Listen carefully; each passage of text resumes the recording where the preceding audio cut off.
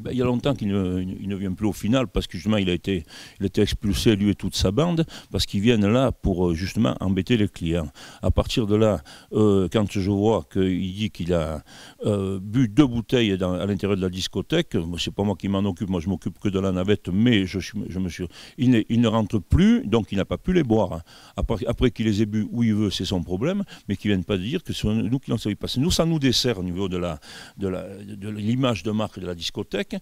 Si on laisse rentrer des voyous de ce genre et compagnie, vous comprendrez que les gens vont dire mais qu'est-ce qui se passe dans cet établissement? Alors qu'on est victime comme tous les autres.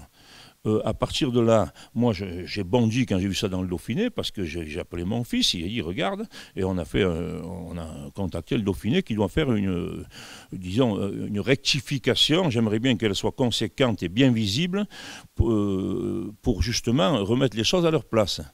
Nous, ces gens-là, on les subit, ils cassent tout en ville, ils sont en toute impunité parce que malheureusement la police est en sous-effectif et qu'ils n'arrivent pas à intervenir en temps utile. Là, ça s'est bien passé parce qu'ils sont tombés dessus, mais ça, c'est la face cachée de l'iceberg. Ces gens-là, c'est des nuisibles. Ils font du mal à tout le monde, ils embêtent des jeunes. Alors nous, on les fait un peu courir, donc à partir de là, ils ont un peu peur de nous, ils ne viennent pas trop nous embêter, mais quand un jeune sort avec sa petite copine, qu'elle est un peu jolie, et si c'est des mauvaises paroles, et c'est là, ils cherchent sans arrêt l'incident.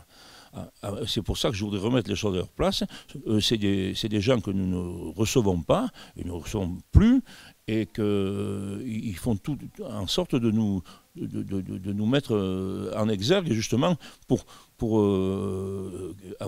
faire du tort à l'établissement. Alors moi la question qui me vient un peu en tête, on croit que Gap c'est une ville tranquille, on l'appelle la capitale douce, mais vous qui êtes dans le milieu de la nuit depuis de nombreuses années, est-ce que vous la voyez un petit peu changer? Ben moi, il y a de nombreuses années, oui, j'ai attaqué la 36e année à travailler dans les établissements de nuit, donc je commence à connaître un peu le problème, mais ça a changé dans la mesure où avant ce genre de personnage, je faisais recevoir par la police avec tous les honneurs qui étaient dus à leur rang. À partir de là, aujourd'hui, ils sont punis parce qu'ils sont assistés de partout, ils savent s'adresser à qui il faut, ils se payent les meilleurs avocats, j'ai vu ça dans le journal et compagnie. Donc à partir de là, je me demande comment ils font, quoi. Ils savent leurs droits, pas leurs devoirs, mais leurs droits, les droits, ils les savent. Donc à partir de là, je pense que passez-moi l'expression, mais c'est des bâtons merdeux, on ne sait pas comment les prendre, quoi. Voilà.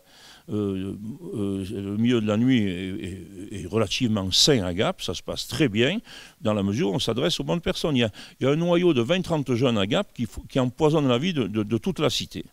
La cité et des alentours, parce que quand ils ne vont pas à un endroit, ils se déplacent ailleurs et ainsi de suite, quoi. Voilà.